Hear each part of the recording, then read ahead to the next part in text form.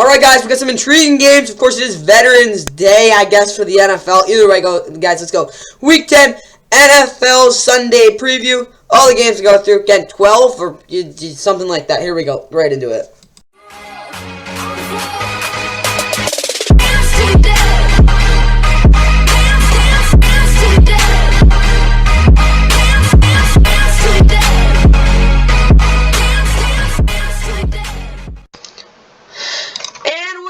What is going on, guys? Welcome back to the NFL. Of course, please look and subscribe. Hope you guys enjoyed the Week 10 NFL Sunday preview. We have 12 games to go through. Teams are on a bye. Stuff's going on, and I'll get right into it with the standings going into Week 10. Obviously, the second half of the season.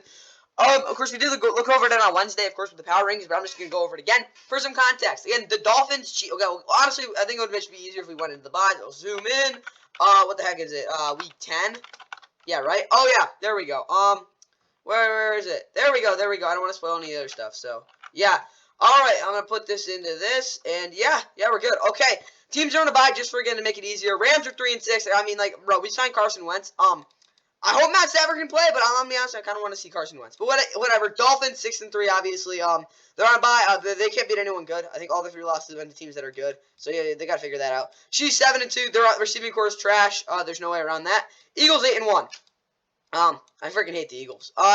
Looking at the standings, though, again, with those all in mind, the Bills can get a half game back, but not into first place. We'll talk about them tomorrow, because, yeah, they're doing that. So, yeah, stay tuned for the Monday Night Football preview tomorrow. Jets, they're there. Who the heck are they playing? I'm honestly, they're playing Sunday night. Yeah, that game will suck, but yeah, they're sitting pretty at 4-4. No, not really. Patriots 2-7. They're god awful. They're the basement dwellers of the AFC. If you didn't know, Chiefs again. We already talked about them. Chargers. They got a huge game. Raiders. Well, again, same thing with the Jets. We'll get to them very late in this video, so stay tuned for that. If you can stay for that long. Ravens 7-2. Yeah. They're really good. They're playing a big game as well. Same thing with the Browns again. It's actually, yeah, I think basically a battle for first place. Not really though. Steelers and Bengals again. This is a ridiculous division, bro. We've got all the teams are on either a 4-game win streak or again on a winning streak of some sorts, and they're all of them are at least 2 games over 500, which I just find freaking crazy. But the AFC South, I mean, the Titans, they're doing their thing. They're losing. Colts and Texans both basically like they're just chilling, and then I see the Jags at 6-2. Are red hot as well. Have actually the longest winning streak in the league. Putting on the line against these guys who really need to win because where are they? There they are. The Niners. Please lose. Eagles, again, we already talked about them. Cowboys, they're really good at home. Giants, oh, God. Yeah. Oh, yeah, and it's also Veterans Day. We'll get to that in a minute, too. But the Commanders at 4-5, yeah, they're there. I mean, they're doing stuff. Maybe they get in the playoffs. You never know. They're only a game out of the playoffs. And obviously, though, the Seahawks are 5-3. They're in the playoffs. So I think they might have the 6th seed. Maybe, yeah, they definitely have the 6th seed. I don't think they have the 5 seed, though. Yeah, they have the 6th seed. Again, I don't want to talk about their own. Cardinals are 1-8. Kyler Murray's back though. They're playing these guys, the Falcons, who are also basically the since Commanders beat them, I think they had the tiebreaker over that 8th spot, basically right out of the wild card. Vikings 5-4. They have a huge game against the Saints. We'll get to that later, obviously. Packers 3-5. Bears 3-7. They both are. They're really bad. And then we got the Bucs and Panthers, who are both losing a lot of games. And that's basically, before we get into it, let's get through the pregame shows. NFL Game Day kickoff started an hour ago on NFL Network, so you want to watch that up till kick, of course, of the terrible Germany game, which is not a tank bowl, if you didn't know. They are already spoiled. There is not another tank bowl. Thursday night was already enough. That other pregame show is right now on CBS Sports Network. Yeah, CBS's other pregame show. What is it called? Not Fox NFL Kickoff. So, yeah, this starts at 11. There we go. I'll fix that. And then this is gone. All right. Either way, though, Sunday NFL Countdown starts at in 2 hours on ESPN. Again, this comes out at 8 because of the what is called Germany game. So I can get that preview out. Speaking of that, we probably should get into that. But either way, fantasy football pre-games are on at 11 as usual. Again, if you don't have Peacock because you just don't want to pay for it, which I understand. Yeah, just watch it on ESPN too because they're basically doing the same type of stuff. Fox NFL Sunday pregame, if you didn't know, it's live from the Air Force Academy. It starts at 11 a.m. So I mean, if you want to watch those terrible commentators, I mean, go ahead. I wouldn't want to. I just wait until the NFL today. I don't think they're going anywhere special, but I don't think they really need to because they're a much better pregame show than these guys. But hey, maybe they'll be doing some cool stuff because they're at the Air Force Academy. It is Veterans Day. That should be really cool though. Yeah, so got their guys. Again, Fox does have the doubleheader this week, even though it's not really a doubleheader. Let's get right into it though. Yeah, here we go. Out the Frankfurt for the second in the Germany game, in the last international game of the 2023 NFL season. Minshew Mania goes back over into Europe, where he had his struggles last time, but now he's looking to avenge himself against the Patriots squad. That sucks.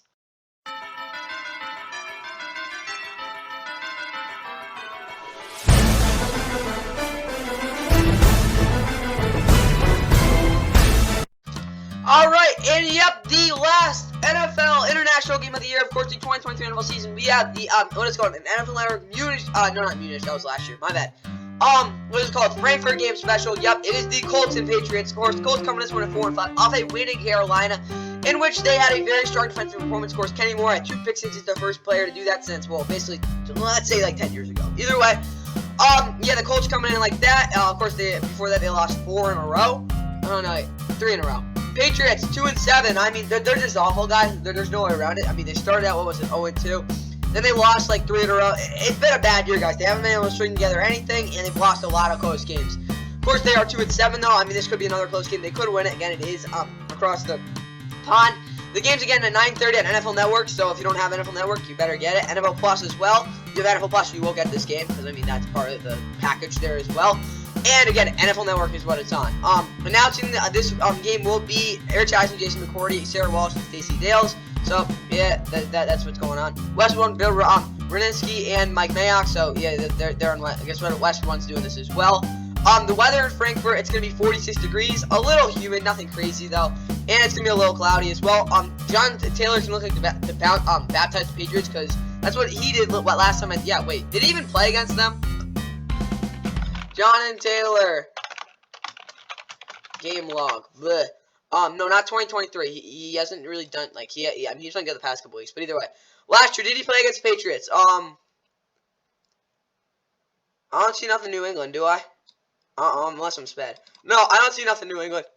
Yeah, he's gonna look to baptize Patriots like he did back in 2021, in which he ran for like 200 yards or something. Like, it might have been 180. Yeah, that, of course, that like 74-yard touchdown run. Yeah, that's what happened again. The Colts actually played the Patriots last year. They lost 26-3, but more realistically, they beat them 27-17 back in 2021. That felt so good. Either way, guys, that's all I got for the Colts and Patriots. Let's get right into the Colts starting lineup. And for the Colts, Gardner Minshew is their quarterback. What is called JT, Zach Moss in the back. Then the AR, Evan Hull, Danny Pinter, Jake Witt, Ashton Dolan, Grover Stewart, Jordan Avery, Titus Leo, Dallas Flowers, Daniel Scott. All those dudes are on IR. Michael Pittman Jr., Josh Downs, and Alec Pierce both questionable. Isaiah McKenzie's also there. Cal Granson, Drew Ogletree is out. Molly Cox will probably be the backup tight end, I guess, in that situation. Jesus, Bernard Raymond, Quentin Nelson, Ryan Kelly, Will Fries, Braden Smith across the offensive line, Kwity Paye, Samson Ebukam, Deo Oding, Tackle, and Lewis off the edge with the DeForest Buckner, Tavon Bryan at defensive tackle. Shaq, Leonard, Zaire Franklin's questionable, so I mean, I don't even know. Someone will go in there for like, you can't really replace him, but yeah. E.J. Speed also there, as well as Kenny Moore, Daryl Baker Jr., Jalen Jones. Juju Brents is out again as well this week. Ronnie Thomas, Julian Blackman are the safeties. Matt Gay is their kicker, Rigoberto Sanchez is their punter, Isaiah McKenzie is their returner, and Luke Rhodes is their long snapper. Now let's look at the Patriots. And for the Patriots, Mac Jones at quarterback, Bailey Zappi is his backup, Ronnie Stevenson and Zeke in the backfield, Devontae Parker's out, Demario Douglas is questionable, Juju and Jalen Rager and Taquan Thornton. All these guys suck. Holy crap. How is Keyshawn Booty on a roster? Like, I'm not even kidding. You could have had like a Pirates booty bag out there. They're doing more than he's doing. Honestly, he probably is killing just as many geese as he is. Holy crap. As that would. Whatever. Kendrick Bourne, Trey Nixon, Tyron Wheatley Jr., Riley Reef. Why is Riley? There's 2 Riley Reefs. That's good to know. Matt Judon, Daniel Alukadi, Christian Gonzalez, Marcus Jones, Therese Hall, Raekwon McMillan, all on IR. Hunter Henry, Mike Gesicki at tight end. Trent Brown is out. Vidarian Lowe is questionable. If they don't, I mean, City still starting is crazy. So Cole Strange, David Andrews against City Stones. Again, good guard. He's not a good tackle. And obviously, Mike Conway also there. DJ White Jr. is questionable as well as Christian Barmore. Sam Roberts are probably more likely than Keon White. Didn't he have a sack last week? He didn't? Bro, what the heck? Devon Gotcha, Lawrence Sr. ran at that defensive line with Martin Mapu, and Josh Uche at the edge. Thank God he's back. Does he have a sack yet?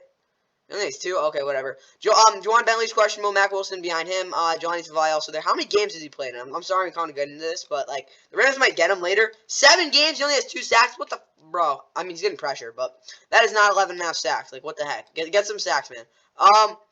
But back to it. Jonathan Jones is questionable, as well as Jack Jones and Miles Bryant. J.C. Jackson is out. He's actually been okay since he's came back. Alex Austin and Sean Wayne could be starting. That's not good if you are a Patriots fan. Kyle Duggar, Drew Peppers, Adrian Phillips, Jalen Mills, all there though. Chad Ryland, Bryce Behringer are their kicker and punter. Demario Douglas and Miles Bryant are the returners, but they're both questionable, as well as Ty Montgomery. And Joe Cardona is your long snapper. All right, and for the Colts offense, Minshew actually getting some chances to throw downfield. I mean, like, downfield because, I mean, like, let's be completely honest, guys. The Jags are in, the bottom of the country. So, like, thinking of downfield, like, I'm saying, you know how they're in Florida? I want him to throw it to, like, Chile. Or Chile. How do you pronounce it if you're from South America? Sorry, I just don't know. So, yeah, I want him to, like, basically think of it like that because, I mean, like, you look at what happened. I'll just show you. Texans and Jags. What was it? 2019. He had like 2 downfield passes the whole game. I mean, like he pooped his pants. Yeah, he did throw over 309 yards. Yeah, but what is it called? He threw it downfield so damn much in this game. It was crazy. But I want him to even throw it farther. Like yeah, but in actually all seriousness, what is it called? Yeah, he's just got to throw it downfield more. At least in terms of last week. Maybe not as much as he did last time he played overseas, but at least do something there. John Taylor, 20-plus touches. I mean, get him the ball any way you can, guys. I mean, he's really good. Yeah, just do it. And Michael Pittman Jr., 10-plus targets, because that's when their offense is actually decent. Defensively now, keep the Pats to a minimum on the big runs. I mean, if they get another big run, I'll, like, throw my, yeah, I'm going to get really mad. That's all I'll put it. Play man on third to create one of them, one-on-ones for Quiddy and DeForest Buckner. Quiddy Pay is kind of nasty, not going to lie. He, like, had a really good game last week. And DeForest Buckner, like, he's DeForest Buckner. Like, that's what I have to say there. And Radley Thomas, please don't miss another tackle. Again, I'm going to get really angry if you do. Now let's look at the Patriots, which there really isn't much to talk about because they suck. All right, Patriots, this is probably your last chance of getting a national game. I do think that Monday Nighter in Week 15 is going to be a flex because you're going to lose by 40 to the Chiefs. Either way, though, get it going early, which I don't really care how that happens, but, like, I don't know, score a touchdown, maybe block a field goal, a legal hit, I don't know, something like that. Just make something happen. Consistency over volume. I mean, that was a really cool long run, but, like, you got to get better run. You got to get, like, more consistent of those. And then penetrate early and often. That's more for the O-line. I don't expect much, though, because they're really bad, and the coaching's kind of bad, too. And, yeah, Zeke having a couple nice runs. Defensively now, get after Minshew by playing inside leverage early on the boundary. Yeah, again, these receivers are not going to be able to do much if they can't get outside because that's kind of where they do their crap. Commit to blitzes on third down. Please don't run those stupid stunts and crap because some guys, they dropped out, whatever like that. Just actually get after the quarterback there. And have Kyle Duggar played on the weak side dime on first down. He's going to get a pick 6 if he does that because Gardner Minshew always checks back there and throws that dig route. He'll pick that off and go to the house and 6 it. So, yeah, let's go to the guy for the Patriots, guys. Now let's get to the Texans-Bengals. Yeah, now it's the 1 o'clock window. I do not want to think about this game anymore. Holy crap, that's bad. Honestly, it could be like a 40-41 game. If that actually happens, I'm going to be so happy. Now let's get the Texans-Bengals, guys. CJ Stroud's back, and yeah, he's going to Cincy to have this train keep rolling. And the Houston Texans look to make it back-to-back wins against a Bengals squad that has been really good ever since they got their absolute butts kicked to open October back in Week 4. It's going to be a tough game for the Texans for sure. They've obviously had their struggles on the road this season. I don't know, what are they, 1-3, something like that. They're not very good there. Bengals on the other hand, I mean, how many games they lost at home? I think it's only 1. No, yeah, 1. Yeah, they only lost 1 game at home, guys. They've been really good there. Wait. Yeah, 1 game. But either way, that doesn't really mean much. They're on a 4-game winning streak. Yeah, Joe Burrow's been really good the past 4 weeks. Like, really, really good. Better, honestly, than he's ever been. So, pretty good there. Honestly, I don't know why this isn't a national game for CBS. I don't know. They just wanted to do something different. But I'm not super mad. I mean, this is still a really good game. Still, I'm going to be honest. We'll get to the game later. I don't know why this is I think it's a C game. Something like that. The game's at 1 o'clock on CBS, though. NFL Plus and Paramount Plus, again, are always, as always, going to try to rip you off, stuff like that. I mean, NFL Plus isn't too bad, but whatever. Holy crap, that was a bad drop. Sorry, I'm just, I'm kind of watching, yeah, whatever. That's just a terrible drop. Either way, though, looking at it, announcing this game will be, where is it? These are really good games. Holy crap. No, Kevin Harlan, Trunking, Mellon Collins. Never mind, it is a B game. And sure, this is a really dang good game. So, I mean, I kind of get that there. The map, the first time you actually go on the map, it is in, what is it called? Green. Only 3 games in the 1 o'clock window for CBS, so keeping that in mind. You get all of Texas, so if you live in Texas, you're getting this game. There's nothing you can do about it. Like, you are getting this game, and, like, you can cry all you want about it, but, yeah, if you're a Cowboys fan, you're watching the Texans on CBS. Like, if you only have CBS, you're watching this game. And then also, like, what the hell, bro? It's in, like, 4 different states. I don't even know what the heck to describe this as, but yeah, it's in this area. That's what's getting this game. And then the weather in Cincy, it's gonna be 57 degrees. Actually, a really nice day, like really nice. So yeah, I wouldn't be surprised if CJ has another huge game, but I mean, like, you never know. So yeah, these two teams, did they play last year? I don't think. Did they play 2 years ago? No. Honestly, I think the last time these two teams played was back in 2020. That game was wild. I think the Bengals won 37-31, if I'm not mistaken. Deshaun Watson was obviously the quarterback then. That's obviously not the case now. But, yeah, this game was crazy. Both quarterbacks threw for over 320 yards. It was a crazy game. Yeah, there was a lot of scoring, not much defense played. Both teams had, oh my God, that's a lot of yards. So, yeah, honestly expect a similar game. Now let's go right into the Texans starting lineup. And for the Texans, CJ quarterback, Dameon Pierce. Bro, why is he out? Play, bro. What the? No, actually, I'm not even kidding. Like, why is he out? Like, why? I don't care if his ankle's broken, bro. Play. I mean, Devin Singletary and Mike Boone, I guess, are okay. Oh, Darren Ogunbowale, the kicker. He's not kicking this week, though. We'll get to that in a minute, too. Nico Collins is out. Oh, shoot, he's their best receiver. Tank Dell, Noah Brown. Oh, yeah, pick him up if you don't have him for fantasy. Honestly, screw all those fantasy zones. I'm the best fantasy show. Noah Brown, you have to pick him up. This is the guy you want to pick up. Like, he's their, like, best receiver right now. Robert Woods is questionable. Don't expect him to play because, I mean, he's old. John Mechie, I love you, bro, but you haven't done anything, like, at all. So, like, yeah. Jesse Matthews, Tegan Cortariano, Troy Hairston, Kendrick Green, Kenyon Green. Why is he on this team? I don't know. Something's wrong there. Drew Scruggs, Jared Patterson, Killian Zierrier, Hassan Ridgeway, MJ Stewart, what is it called? Eric Murray. Yeah, those guys are on IR. Andrew Beck is out. Larry McTunsil, Titus Howard, Michael Dieter, Shaq Mason, and George Spann across the offensive line. Charlie Heck is out as well. I think I already said his name. Bro, why didn't I put him in 2 spots? Will Anderson Jr., Jonathan Grenard, and Dylan Horn, I guess the only healthy guys. Jerry Hughes, questionable. Najee Sanders, the practice squad demon. It is on this roster. No good. He got caught by the Cardinals because he really doesn't do much at all. And then obviously, what is called Malik Collins, Sean Rankins with D tackles. Malik Collins hasn't gotten enough sacks. I'm going to say, yeah, 2.5, bro. Get 6. Henry 202 was out. Christian Harris will again probably start. He got benched last week though, because I'm gonna be completely honest, he's terrible in coverage, like god awful, and he missed a lot of tackles too. No, Hewitt tackles a lot, but again, he's just as bad in coverage. I mean, like, look at he had 134 tackles to the Jets, but I'm not even kidding. He gave like 12 touchdowns. It was something ridiculous like that. Either way though, Denzel Perryman, Blake Cashman were there. Jake Hansen, again, basically the third down guy. He's out.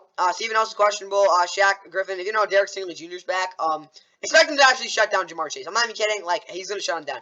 Tavir Thomas, of course, the guy that he loves running into kickers. He's there. Jimmy Ward is out. He's never healthy. Braylon Arnold probably going to start because, again, Deandre Houston Carson cannot tackle. And Jalen Preacher, obviously, free safety. He's one of the weirdest players in the league, but he's good. Matt Amendola, holy crap, bro. Oh, my God.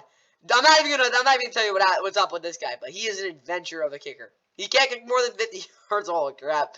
Bro, the Cardinals season went right down the toilet after that kick. Cameron Johnson's also there at punter. Tank Dell as a returner, and John Weeks as a long snapper. Can Cameron Johnson do the kicking too? Like, Matt Amendola is just as bad as Darrell Ogunbowale. I love Darrell, but bro, like, he's not an actual kicker. So, holy crap. Let's get right into the, what is it called? Who the heck is it? Oh yeah, the Bengals starting lineup. All right, for the Bengals, Joe Mixon, the quarterback. No, he's not a quarterback. That's Joe Burrow. My bad. Again, there's too many Joes in this team. Trayvon Williams also there. Chase Brown, Charlie Jones, Devin Cochran, Devonta Maxwell, and Tyson Anderson are all on IR. With Jordan Chase being questionable, so maybe Derek Stingley will shut him down just because he'll be out. Tyler Boyd, Trent Irwin, also receiver. T. Higgins is out, which really sucks because, I mean, you have him in fantasy, like you know. Irv Smith Jr., Drew Sample, tight end, Orlando Brown Jr., Cordell Wilson, Ted Karras, Alex Kappa, Jonah Williams are the offensive linemen, as typically usual. I don't think any of these guys got hurt yet, which I guess is great. Sam Hubbard's out, though, so we definitely see a lot of Trey Henderson basically on every snap, as well as Joseph Osai and Cam Sample. Miles Murphy doesn't even, he's a sack. Never mind, I'll shut up. BJ Hill, DJ Reader, D tackle, Josh Tapu is doubtful. Ray Pratt, Logan Wilson, and Keem Davis Gaither across the linebacking core with Jovie Awuzie, Cam Taylor Brett, Mike Hill, and DJ Turner, and Nick Scott, Dax Hill roaming the secondary. With Evan McPherson doing the kicking, Brad Robbins is your punter, your kicker turner, and punter turner, or turner Irwin Chris Evans, and Cal Dominus is your long snapper. And for the Texans, line has to establish an advantage off the line on the first drive. More like the first play, because, I mean, if they don't actually, try to, drive anyone on the first play, the Bengals are going to basically think, oh, yeah, we can just absolutely own you, and they can, so just don't let that happen. Dameon Pierce, 4 of us per first downs. I don't care about your ankle. Play, bro. And CJ continuing to anticipate the defense is crossing out in the boundary. Yeah, they're going to really try to make sure you can't throw there, CJ. So please, for God bid, hit those throws they give you over the middle. Defensively, though, don't let Joe climb in the pocket to extend plays. I mean, he killed the, what is it called, Bills with that last week. Literally, I mean, I didn't see a Buffalo alive on that field after the game. But that's kind of what I got to say there. Sheldon Rankins, 2+ pressures. Yeah, I mean, like, let's go, guys. That's pretty big there. Steven Nelson, sub 65 rating, allowed in man. I mean, that's kind of simple, guys. I think he's out, though. So, honestly, who that cares there? And don't go over 25 points because, again, your offense already had enough pressure on you guys last week. And the Bucs defense is a lot better. I mean, Bengals defense is a lot better than the Bucs, guys. So, now let's get right to talk about the Bengals. And for the Bengals offense, yeah, like I said last week, Joe Burrow was basically picking off all of the Bills yesterday on Sunday. Again, he was just absolutely, again, killing them. Like, again, it was crazy. But here, though, I want him to take a couple more back shoulders to Tyler Boyd. I think he had one last week. Again, I think that could be a lethal part of this offense. Joe Mixon, sorry about that. But, yeah, him really getting it going, that would be, I think, a big thing, too. Again, but I just see a little more efficiency. Match the big plays of the Texans. They're going to actually have a couple of them, like, one way or another. You can't avoid it. Again, you got to be able to match those. Defensively, though, make sure you just throw over the deep middle. You have the safeties, I think, to match that. Obviously, though, again, like, Nick Scott isn't very good, though, so you never know. Dax Hill just chilling again. That's kind of what I got there. Dax Hill really going to have to rely on this one. And DJ Reader, 2+ tackles for losses to really make that this running game is not going to work out well. And just, again, having CJ just drop back every play is actually good for you guys. You guys have a couple pass rushers that can actually get after him. But that's all I got for the Bengals, guys. Now let's get to the Packers and Steelers. Guy, why is this game? Honestly, this game shouldn't exist. Now let's talk about the Packers. No, wait, never mind. Get right into it. All right, and we've got. Honestly, my kid, the Steelers just suck because this game's gonna suck. Let's be honest here, guys.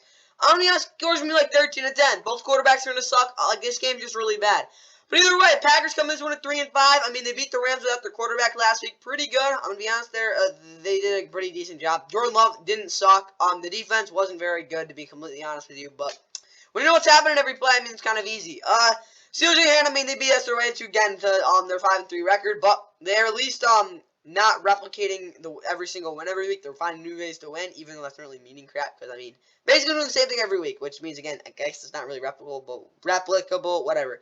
Either way, though, this game's at 1 o'clock on CBS, NFL Plus, Paramount Plus, Fubo. I don't even know. You can probably watch this game on anything you want, to be completely honest.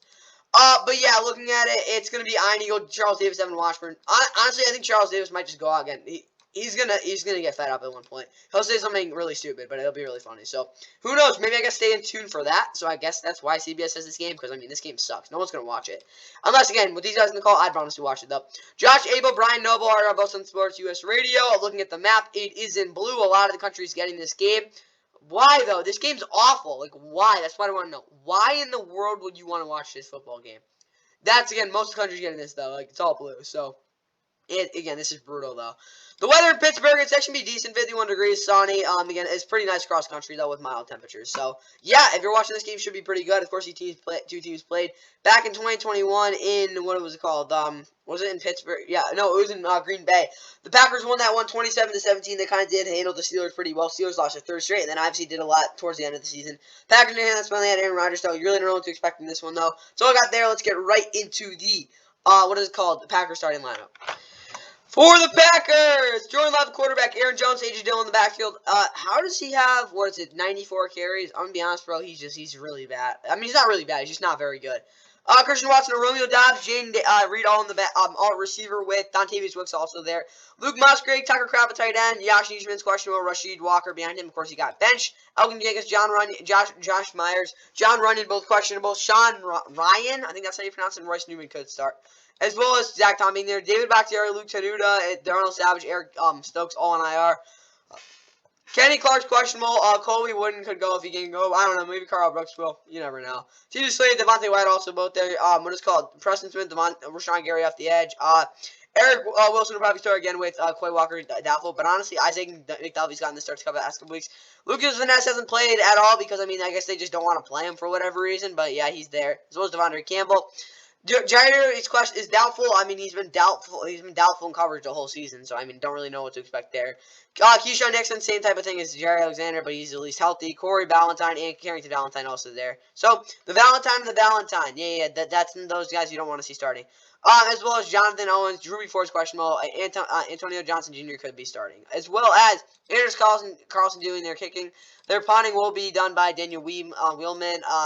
Wheelan, I don't even know. Jaden Reed, Keyshawn Nixon, the returners, and Nat Orzick, the former Ram. Again, the Super Bowl winner, unlike all these guys, are the long snapper crap. I don't even know. Time for the Steelers. And for Pittsburgh, Kenny Pickett. Yeah, he's their quarterback. Najee, Jalen Warren in the backfield with Deontay Johnson, George Pickens, Allen Robinson, receiver. Didn't know yet. Deontay Johnson got his first touchdown in 2 years. Connor Hayward, Darrell Washington, a receiver. Pat Fryer moved Vernell Wren, Cole Holcomb, Chappelle Russell, and Cody Trice Jr. all in IR. With Dan Moore Jr., Isaac Salamalu, Mason Cole, James Daniels, Broderick Washington, Jones across the offensive line. Drew Okafor got benched. Larry Ogunjobi, Montravius Adams is out. Keanu Benton will probably start. No, more likely Marvin Lee out. Braden Foco, former Cowboys, also there, as well as Cam Hayward. TJ Watt, Alex Smith is going to murder people out the edge. Nick Herbig and Marcus Golden will just be sitting there because they know they'll get in probably at some point, as well as Quan Alexander, Landon Roberts, also there at linebacker. What is it called? Patrick Peterson, really not good. Joey Porter Jr. can't tackle, and Levi Wallace, corner with Keanu Neal. I'm going to make us out another week, so we'll probably see DeMonte Casey again, that Atlanta reunion there. Chris Boswell, your kicker, your punter is Presley Harvin. Calvin Austin, Godwin, Blake, your returners, and Christian Hunts is your long snapper. And for the Packers, Jordan Love, 200 plus passing yards without an interception. I mean, that shouldn't be too hard, bro. Like, I mean, you did it last week at least. Christian Watson, 2+ big plays. I don't care how he does it. Mossing someone, I don't even know. Running into the stands, make some type of big play. Aaron Jones, 20+ touches as well. I don't know how much I can say this. He's their best player on their football team, in my opinion. Get him the damn ball. Defensively, though, make Kenny Pickett step up and to drive the ball over the middle. Deontay Johnson, to find crap on third down. Yeah, Kenny Pickett hasn't stepped up at all this year. I mean, I don't know how else to put it. The only time he has been able to is really trying to find George Pickens on those back shoulder balls. That's about it. And Deontay Johnson has to be the guy to get the football on those plays. Because, I mean, if he beats you, you can't really do much about it. Because, I mean, it's him. He's a good player. Don't give Najee Harris the first cut off the guard. Again, he's just going to make it like a 10-yard run and then fall on his face. And probably cause the crowd to think there's an earthquake and flood this stadium and something like that. Quay Walker, 7+ tackles. He's not playing. So, I mean, I guess Devondre. Someone's got to make those tackles, though. Now let's look at the Steelers. All right, for Pittsburgh, 10+ points in the first half. Please do it. I mean, you haven't, like, it's like you're allergic to scoring points. Like, stop being allergic. Kenny, 10+ completions, over 5 to 15 yards in the middle area. He still doesn't throw the ball over the middle. Do it more, bro, like, actually. And Deontay Johnson, 7+ targets. I mean, getting the ball to him is a big deal. So, yeah, do it. Defensively, though, 2+ sacks for TJ Watt. Don't care how he gets it done. Just actually get the quarterback on the ground. I'm kind of sick of people saying, oh, he's so good because he's getting pressure. Yeah, he is, but get sacks. Make a really learning to the weak lean to the weak side of the formation on third down. It's gonna have to be DeMonte Casey. He does it anyway. And Joey Porter Jr. on Romeo Doubs. He honestly think that'll be a really cool matchup because I mean he does again we want to see Christian Watson, but I do think they'll be a good job bracketing him. So having him on Romeo Doubs, who will probably be their guy they're trying to get the ball to in the Packers, I think that would be a really good thing for them to try to stop. Now let's look at the Titans and Bucs, guys. Yeah, this game kind of slow. No, it could be cool. Let's get right into it. And the Titans head to Tampa for their first matchup versus the Bucs in Tampa in eight years. Of course, they played back in 2019 in Nashville, where the Titans were able to win 27-23. I think it was in Ryan Tannehill's second start of this year, obviously there. But now this year, the Titans obviously they moved on from Ryan Tannehill. This will be their what is called the first game with Ryan. Will Levis like being the dude, like for sure. He'll be he'll get the reins for the rest of the year, but he has a lot of work to do in terms of proving himself as an NFL caliber quarterback. Of course, he had I won't say a rough game last week, but an inconsistent one. But he did still throw for over 260 yards. After a game, he threw 4 touchdowns against the Falcons. Third career road game, trying to get his second career win. Of course, first career road win, that being Will Levis. Bucs at 3-5. I mean, like, let's be honest, guys. They're just not very good. I mean, like, that's how I'll put it. Their defense obviously has been inconsistent the past couple weeks. Of course, they got absolutely torched last week, and their offense, they're decent, but they're not going to win you football games a ton. Announcing this game will be where is it? Probably down here somewhere. Andrew Catalan, T.D. Barber, Matt Ryan, and A.J. Russ. Oh, bro, I hate Washington. What the heck? Announcing looking at the map though, it is in yellow. You got again Tennessee area, and then basically most of Florida, and as well the weather in Tampa. It's gonna be really hot, 83 degrees, good amount of humidity, but it's gonna be mostly cloudy with not too much wind. So I guess that'll be okay for them. But that's what I got for this one, guys. Oh wait, I forgot about this. Oh, what was it 2015? Yeah, there we go. Titans won 42-14. Mariota had 5 total touchdowns. Yeah, no wait, No, he had 4 total touchdowns. My bad.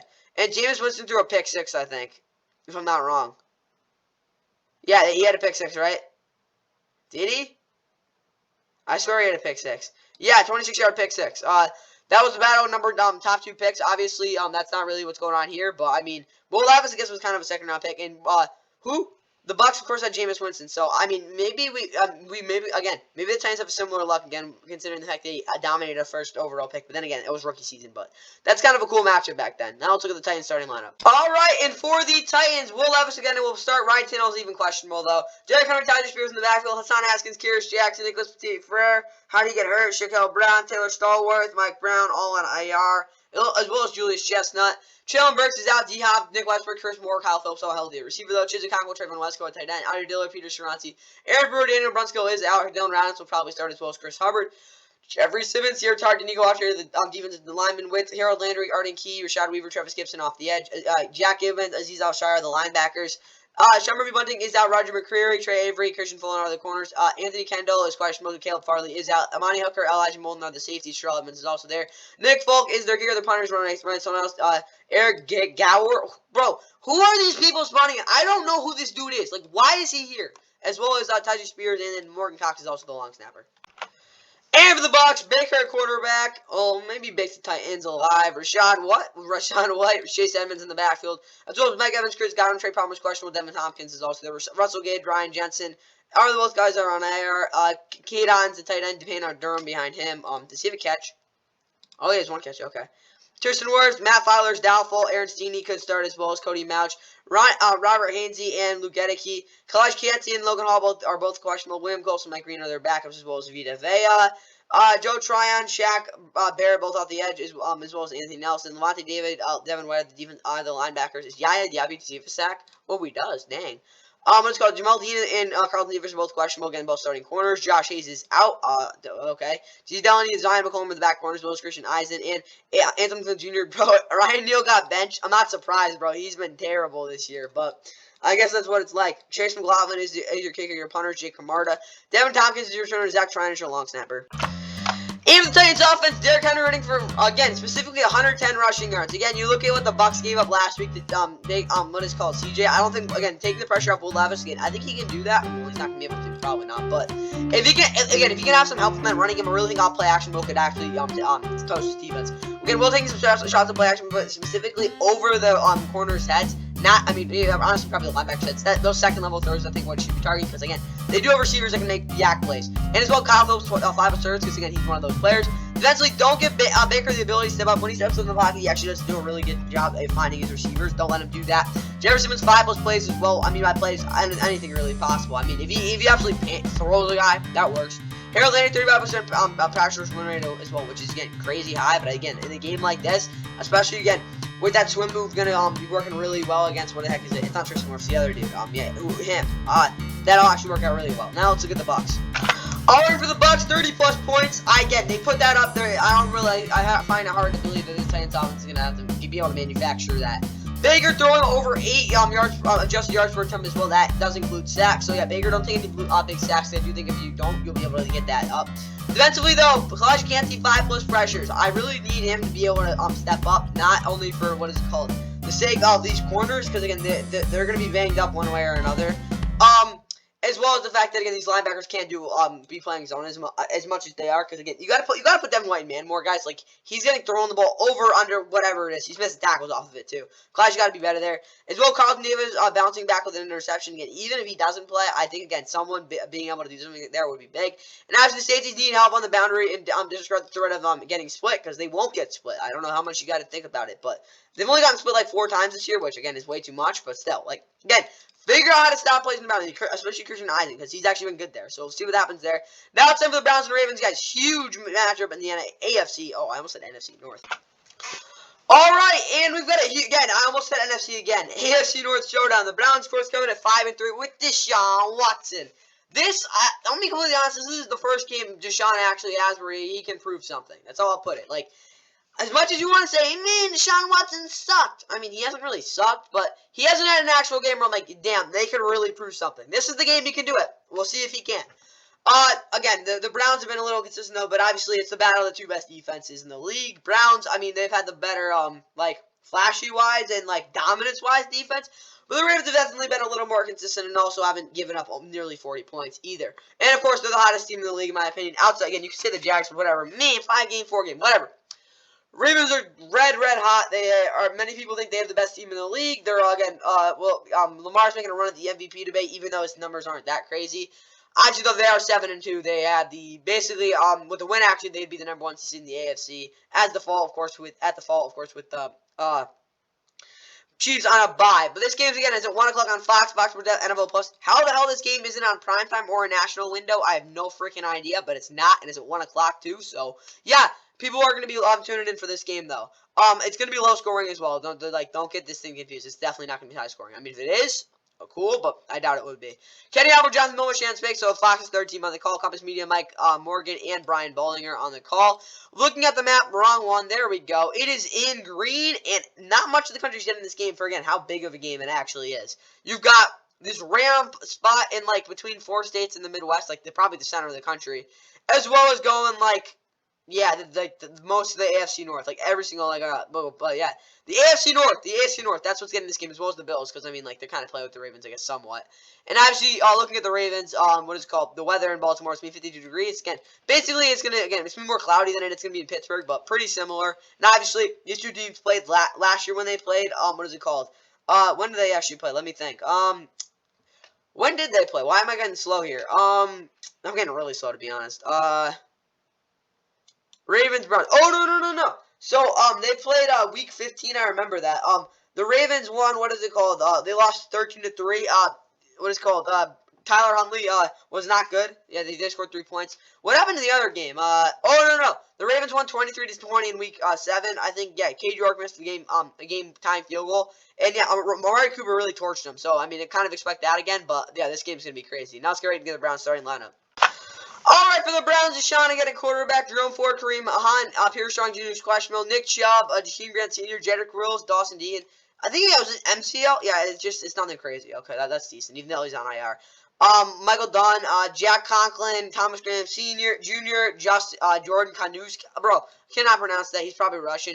Cameron Mitchell are all on IR. With Amari Cooper, Elijah Moore, and what is called Cedric Tillman at receiver. Marcus Goodwin, David Bell, Michael Woods all out. With David Njoku and Harrison Bryant at tight end. James Hudson the third, Joe Batonio, Ethan Pokic, Wyatt Teller, DeJuan Jones, and Drew Forbes are both out. So, I mean, someone will start at right tackle. Jerron Christian. How old is this dude? He's 27. Bro, he was on the Commanders. He was not very good. Defensively, though, you will see what is called Myles Garrett and Sirius Smith off the edge with Jordan Elliott and Dalvin Tomlinson up the middle. Alex Wright, maybe probably more Ogo Okoronkwo. I mean, yeah, because Alex Wright only has 1 sack. J.O.K., Anthony Walker Jr., and Sonny Takitaki are the linebackers with Denzel Ward, Martin Emerson Jr., Greg Newsome is questionable. Whatever this guy is, he's also there, as well as Juan Thornhill and Garrett Delpit. Dustin Hopkins is their kicker. Their punter is Corey Borquez. Elijah Moore, and maybe Jerome Porter, the returners, as well as Charlie Hewlett. And for Baltimore, Lamar is a quarterback. Tyler Huntley again is his backup. Gus Edwards, Justice Hill in the backfield. Keaton Mitchell is questionable. J.K. Dobbins, Malik Cam, Demarion Williams, Darius Washington, all on IR. With what is called Zay Flowers, Rashad Bateman, Odell Beckham Jr. receiver. Mark Andrews, Isaiah Likely are tight end. Patrick Reichard is your fullback. Ronnie Stanley, John Simpson, Tyler Linderbaum, Kevin Zeitler, Morgan Moses, questionable. Patrick McCarr behind him. Andrew Voorhees is also out. Justin Matabuke, Michael Pierce, Roberto Washington round out that really defensive line. Adafe Owe, Javen Conley, Kyle Vanoy, Tavius Robinson off the edge. How did David Ojabo get on IR again? Like, what did he do? Again? Oh, damn, that's not good. Of course, he tore his ACL. He tore his Achilles during the pre-draft process 2 years ago when he got drafted. What was it, the 3rd round? No, it was 2nd round. My bad. Roquan Smith. Patrick Queen of the linebackers with Kyle Hamilton. Brandon Stevens, Marlon Humphrey's questionable, Rocky Yassin, and Ronald Darby at corner. With as well Marcus Williams being his free safety. Jen Armour Davis is also questionable with Justin Tucker doing your kicking. Your punting is probably going to be done by Jordan Stout. I mean, I really don't know who else who would do it. Devin Duvernay, Tyler Stout are also there. Nick Moore again is out for the rest of the season. Alright, for the Browns offense, Deshaun 30-plus passing attempts. You might seem like, oh, that's not a good idea, but I'm going to be completely honest, guys. They're not going to be able to run the ball in this defense. So, he's going to have to throw the ball. 350-plus total yards of offense as well. Again, that's a lot of yards, but again, they're going to have to do that if they want to win this one. Deshaun not taking too many chances again with those attempts. And they got to at least balance out possession, because if they don't, again, they're going to get their butts kicked, because if Deshaun Watson's taking those chances, he's going to miss some of them, and they're going to be picked. And when they get intercepted, it's not good news. Defensively, though, Myles Garrett making his mark for Defensive Player of the Year. Again, if he does something like this in a game like this, it will make a mark. 4+ tackles. Again, that's not the biggest thing, but again, just be more involved. 2+ sacks and a forced fumble. That's really the big stuff, though. Denzel Ward, 4+ pass defended, getting involved there as well. Again, mostly in those slants, though. And JOK, 10+ tackles. He's basically their middle linebacker at this point. He's got to suck all those plays up. Now let's look at the Ravens. And meanwhile, for the Ravens, 200+ rushing yards. Again, establish that as you have in the past couple weeks, and the blowout continues. Or immenses, whatever you want to call that. Keaton Mitchell, 10+ carries. He averaged like 13 yards last game. I don't know. It would be a good idea to give him the ball. Kevin Zeller moving dudes like last week. Again, I don't know. He might be questionable. Whatever. Or out. I don't know. Something like that. No, that's Morgan Moses. He's good to go. Do what he did last week. And Lamar making the throws on 3rd down as well. Again, he did a good job with that last week, especially with the efficiency. They continue that. They get a win. Defensively, though, Justin Madubuike and Michael Pierce, 5+ combined team tackles for loss. Again, the big boys really working that. The offensive line is a really good way to get interior penetration late. Geno Stonewall getting another pick. He already has 6 in the season. No one expected that. I mean, like, he's just come out of the woodwork.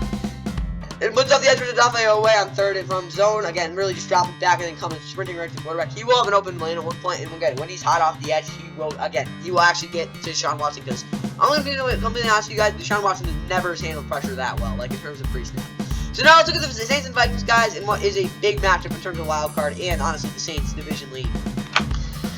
And the Saints head to Minneapolis for, oh my God, no, the second time since the miracle thing. Yeah.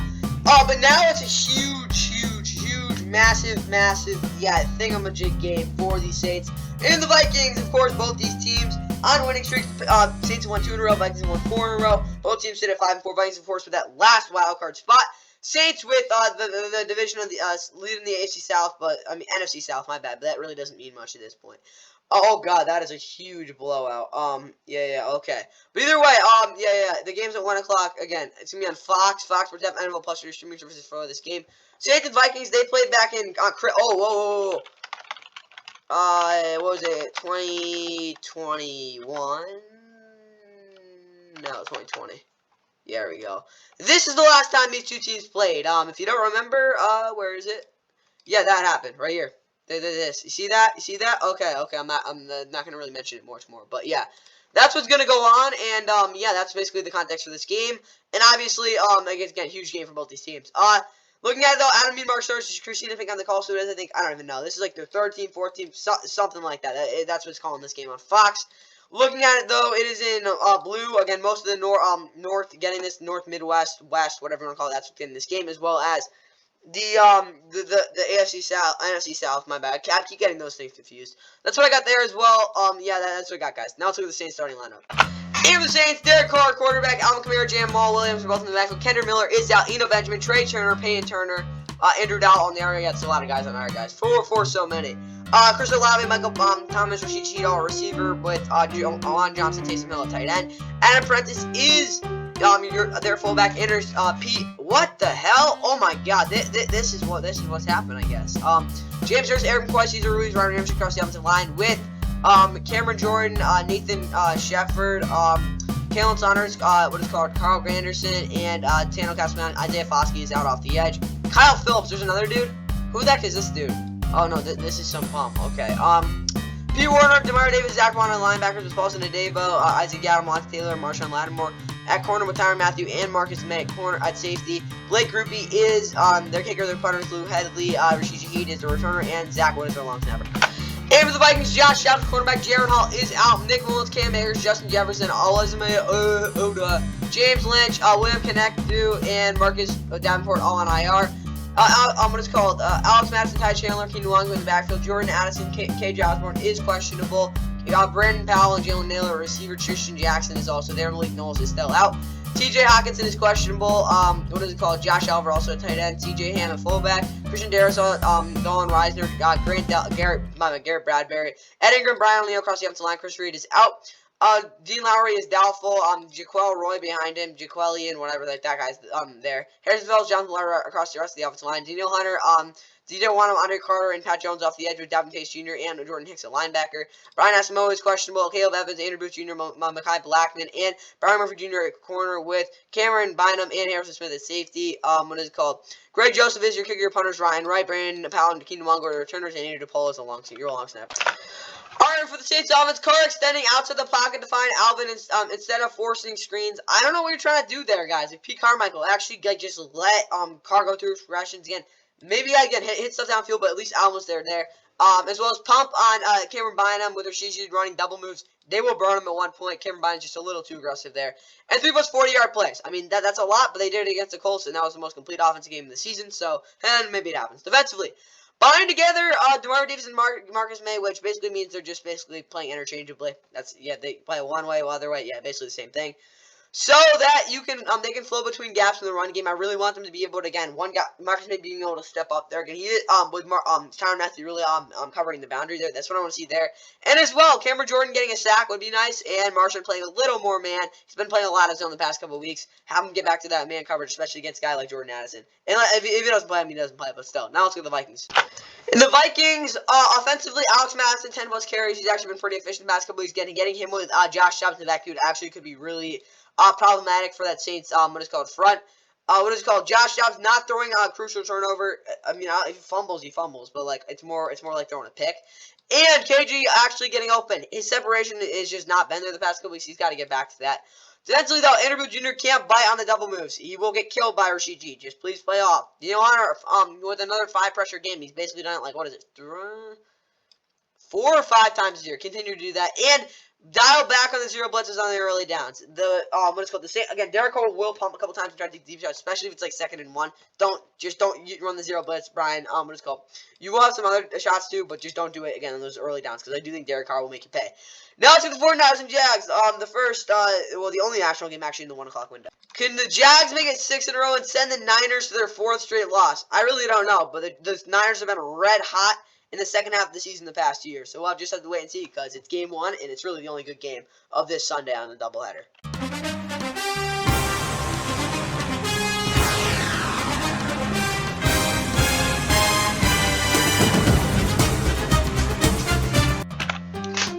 And the Niners head to Jacksonville off their bye, of course. Losers of 3rd in a row. What the hell was that? Losers of 3 straight. Looking to snap that, of course, on the debut of Chase Young as a Niner against the Jaguars team that has won 5 in a row, also coming off their bye. Looking to continue their chase for that number 1 seed. Obviously, it's going to be tough with that loss they had back in week 2 to the Chiefs. So, yes, but they do still have a shot at that number 1 seed. So, at least that's good. I don't think they're playing the Ravens, though. This game's at 1. No, wait.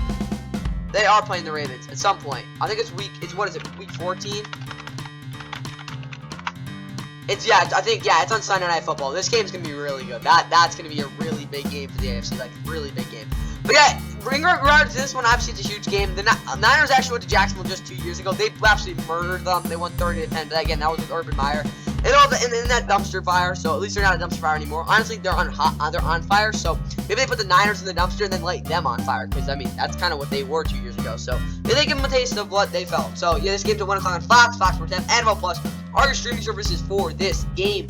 Announcing it will, again, because it is the NFL on Fox doubleheader game 1, will be Joe Davis, Daryl Johnson, and Pam Oliver. Again, I'll be honest, you don't even need to watch the second game of this doubleheader because I think this game will just be enough. ESPN Radio, Steve Levy, and Mike Tannenbaum.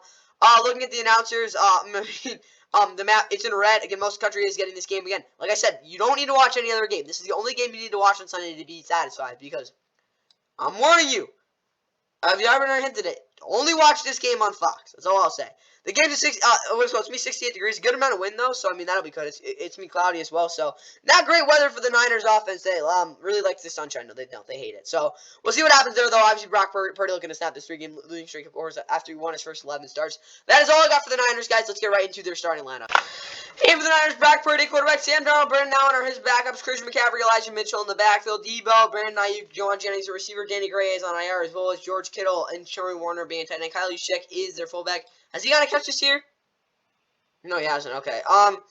What is called Trent Williams question? Has he gotten a catch this year? I'm maybe like a 40-something yard touchdown last year. Oh, he has a 12-yard catch. Okay.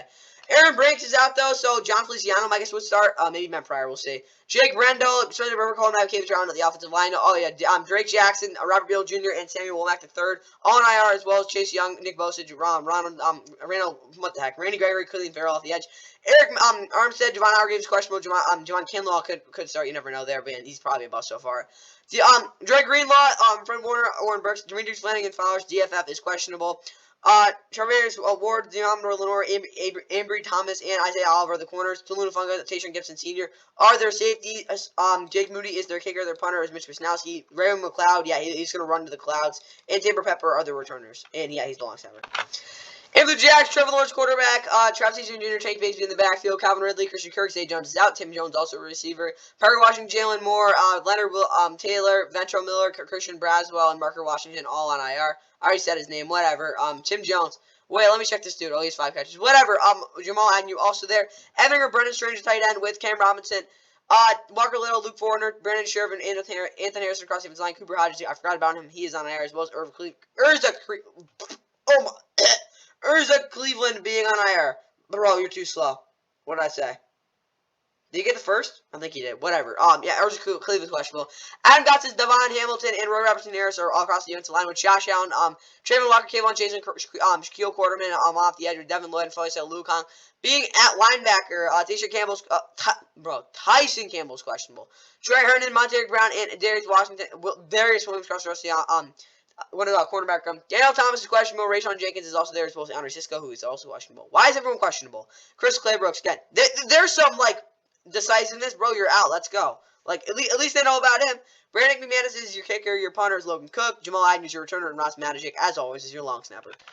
Amber Sanford and Brock has to stay in the pocket so he doesn't miss CMC on every check down. He hit him at least 6 times. It was bad 2 weeks ago, but I think they're working that out. And obviously, George getting some chances over the middle. Throwing the ball over the middle off play action. I think that's something that definitely could get going and it should get going. Defensively, though, Fred Warner on Christian Kirk, I mean, that's going to be really fun to watch. I just want to see him, absolutely just body him. Tayshaun Gibson Sr. getting deeper when dropping off the line. Again, he's slow, so, don't get burned like he did a couple times 2 weeks ago. And Nick Bosa and Chase Brown back to the Little Bro days. Of course, they're referring to Ohio State, so, yeah. Those two should absolutely dominate this offensive line. Now let's talk about that offensive line in the Jaguars offense. And for the Jags, Trevor Lawrence, 300-plus passing yards. Again, big day from him there. Again, that can happen. I mean, this Patriots not been good. But then again, Little Bro days, you never know. Travis Etienne Jr., for over 125 rushing yards. That's not going to be easy for him, but I think he could get it done. And Calvin Ridley, getting some more chances on one-on-one. Again, the really thing is here, I said that's 425 yards of total offense, but I really think that's what they're going to need to win this game, especially if they want to overrun this team, which, again, they're going to want to be able to do. And I think that's how they're going to win this one.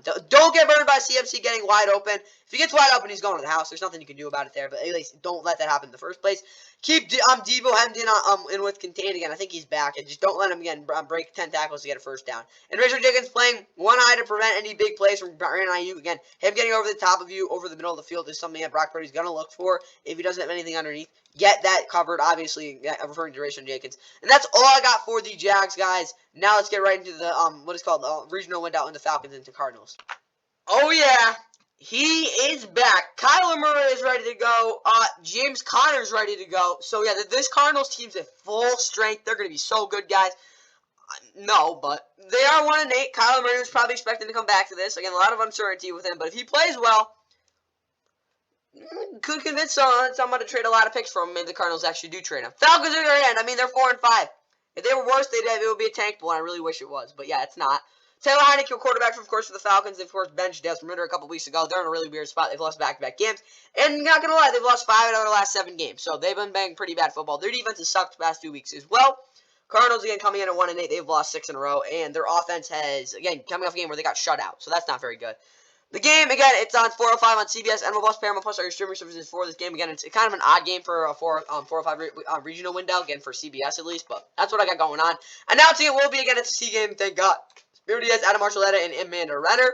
Looking at the map, it is in orange. So, yeah, basically just again, Georgia and I almost go to Arizona getting this game. Literally, that's about it. And, yeah, there's really nothing else to say. I mean, oh, wait, never mind. I think these two teams, when did they last play? No, wait, they had to have played in Atlanta, right? Did they? No, they played in Atlanta last year. That was a 2019 win for the Falcons, but that was a really big tank bowl. And then they also played, what's called 2 years, back in 2019, Kyler Murray Got his first career home run. Yeah, again, against the Falcons, he threw, 3 touchdowns?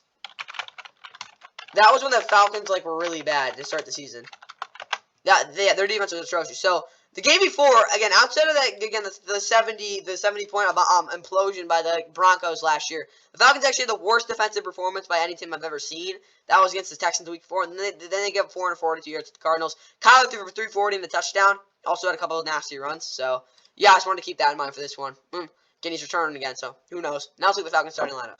Our Falcons, Taylor Heineke, quarterback, Desmond Ritter's backup, Bijan, Tyler Algier, Cordell Patterson in the backfield, Avery Williams, Josh Ali, Ethan Greenidge, Matt Hennessy, LaCale London, Adekungbo Denji, Grady Jarrett, Ukwanu, and Troy Anderson, all on IR, with what's called Drake London, Van Jefferson, Matt Collins is out, Kader O'Handra will probably start for him, Kyle Pitts, Johnny Smith, the tight end, Keith Smith is your fullback, is their fullback, my bad. Jake Matthews, Matthew Bergeron, Drew Dahlman, Chris Lindstrom, Caleb McGarry across the offensive line. With Calais Campbell, David Onyemata is questionable. Take on Grant behind him, as well as Contavious Treat. Arnold Ebiketie, Bud Dupree, Lorenzo Carter to the interim alone off the edge with Nate Landman and Caden Ellis at linebacker. A.J. Terrell D'Alford is out. Mike Hughes, Clark Phillips, Trey Flowers, and Jeff Okuda. Basically everyone at corner. Jesse Bates, the third, and Richie Grant are the safeties. Young Alku is their kicker. Their punter is Bradley Pinion. D'Alford is out at punter returner, so you'll probably see Mike Hughes as well as Cordell Patterson. And Lee McColt is the long snapper. And for the Cardinals, yeah, Kyler's back. Amari DiMarcano's out, unfortunately. Then James Conner again will play again. He'll play for Kyler Murray. Keontae Ingram also in the backfield. Marquise Brown, Michael Wilson, those questionable. Zach Pascal and Greg Dortch and Marlon Moore. Everyone receiver. Trey McBride, Jess Williams questionable. Elijah Higgins, you'll see a little bit of. I'm being honest, I don't know who this dude is. DJ Humphries is questionable. When it's called, you'll probably see Calvin Beachum a little bit, as well as Paris Johnson Jr. as always. Tristan Colon is out, so you'll probably see Dennis Daly start for him. Elijah Furlot, Will Hernandez, Cardinal O'Donnell, both questionable. Keith Ismail could start for him. Oh, I remember this dude. He played for what's it called, San Diego State. This dude's actually kind of decent. David Collins also there, as well as Kevin Strong off the edge, as well as Dante Stills and Cameron Thomas. Carlos Watkins, Algie Collier, Elijah Wilkinson, Pat Elfline, what is called Rashad Fenton, Bobby Price, and Kyle Michael all on IR. What is it called? Yeah, Matt Hembrow is also on IR. Leaky Folksy, Jonathan Lindbergh, I think I already said the defensive tackles, as well as Josh Woods, Kaiser White, and Dennis Gardick at linebacker. Ezekiel Turner is questionable. Antonio Hamilton Sr., Garrett Williams, Sterling Thomas the fifth, and Marco Wilson at corner. Buda Baker, Jalen Thompson are your safeties. Matt Prater is your kicker. Bagili Kinn is your punter. Greg Dortch is your returner, and Aaron Bruce your long snapper. Alright, for the Falcons, Taylor Heineke, of course, I want him to have 4 plus 10-yard completions outside the numbers. That's a big thing that I really think that this offense never has really gotten going ever since really Matt Ryan's been their quarterback. I mean, well, not really, but yeah, you get the point. Again, getting the ball out to the numbers, I think they got to do more of. Again, really, it's just again, not really contestable, just get hitting guys on curls, deep curls, stuff like that. Because again, that's how you get this running game going and spread out this defense. That's what they really need to do there. 20 plus touches for Bijan as well. Get him the damn football, please. And Kyle Pitts getting a touchdown as well. Again, that's all he does. That's all he does. Eventually, keep Kyler in the pocket. He will start to do shifty stuff. I don't really know though, because again, he's coming off the torn ACL, but you never know.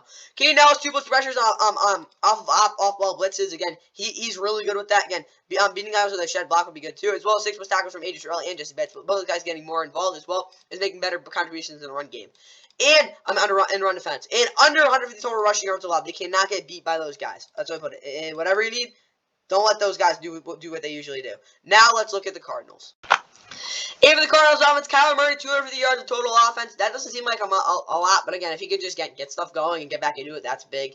Michael Wilson, 6 plus targets. Give him the football a little more. Again, that guy hasn't really had a great game since, I don't know, week 4. But yeah, I think he could be a big part of this offense, as well as 20 plus points by the 4th quarter. Again, just put up some points. Defensively, Dante Stills winning with a quick jab step. Again, I'm setting up a big shot move. Again, that seems like a very risky type of thing, but that's what he was able to do a couple weeks ago to make some big plays, as well as the fact that Buda Baker playing a little more tight when it comes to Blake hitting the deep middle. You saw it last week. He got burned a couple of times. Don't let that happen again, bro. Just be a little more conscientious of that. And commit to Marco Wilson on playing man. Again, they will have to have at some point having him do that. That's for Jonathan Gannon, basically. He does not trust him. You're gonna have to at one point or another, so just do it now before you have to do it later in the season. When I mean, you're already gonna suck, so I guess it really doesn't matter. But yeah, just honestly do it though. Down to the NFL on CBS though. Oh, this will be a high-scoring shootout. Yeah, Lions and Chargers live from Inglewood.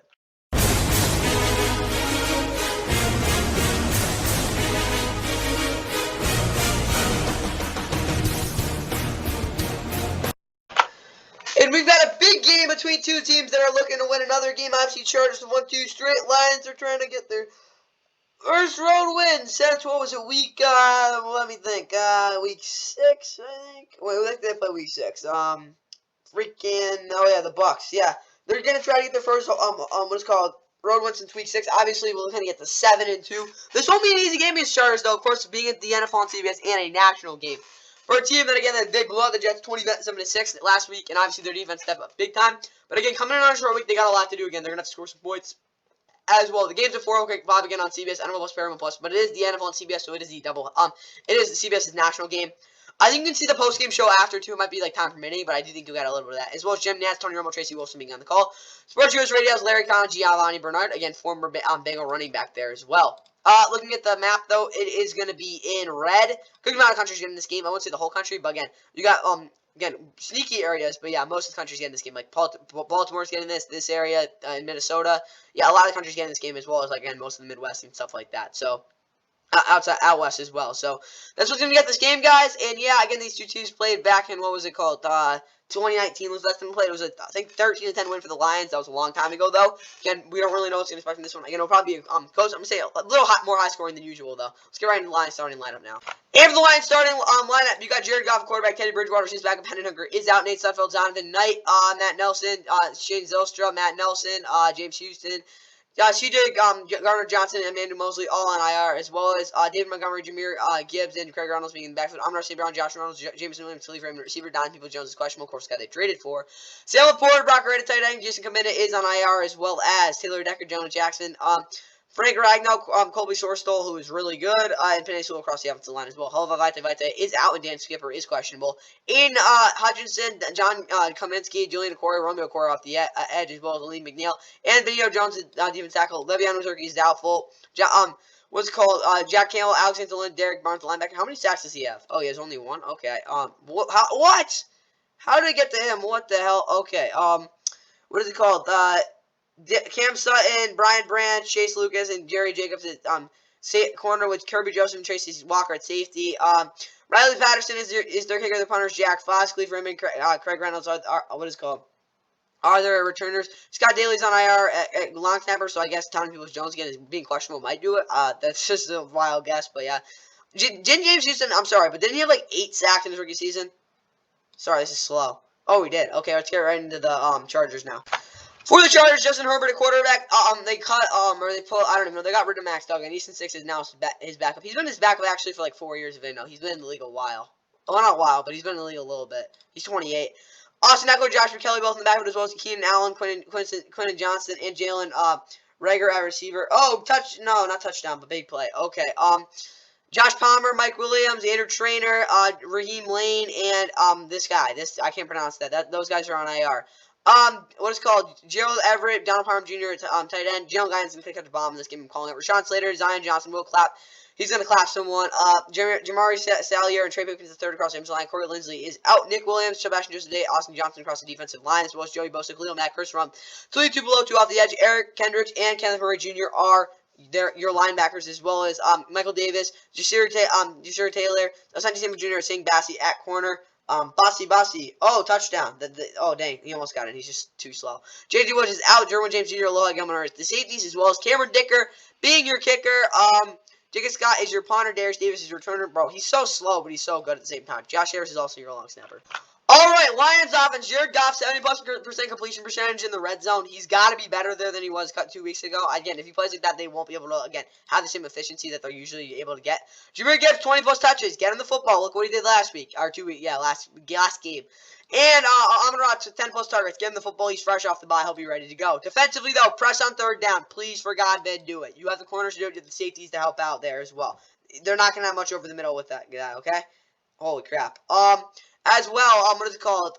Kirby Joseph playing on one high against pistol looks. They're going to need to do that. Again, he can swarm to the football, as well as the fact they won't have, again, those middle of the field throws that they love to use off play action with Justin Herbert there. And then leaving the L and Isaiah Bugs penetrating towards the A-gap by aligning on a tight look in 2-eye and 1-tech. 1-tech for Lee McNeil, 2-eye for Isaiah Bucs. He goes there a lot on those, what is it called, short yardage situations. Again, it's got to be tight, though. They got to be aligned, so, what is it called, they won't have any A-gap holes, because, again, they got to penetrate there. So, these running back, again, a guy like Austin Ekeler has to bounce it outside, where he hasn't had too much success this year. Of course, we have to be able to, what is it called, bounce it outside a little more. He hasn't been able to do that good. Now let's look at the Chargers.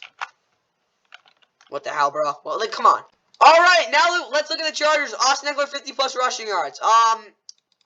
Yeah, I guess so. He hasn't really done too much of that. I've seen 2 touchdowns from Justin Herbert as well, again, getting me in a roll. And as well, Keenan Allen catching a 50-yard bomb, again, if it's any way possible.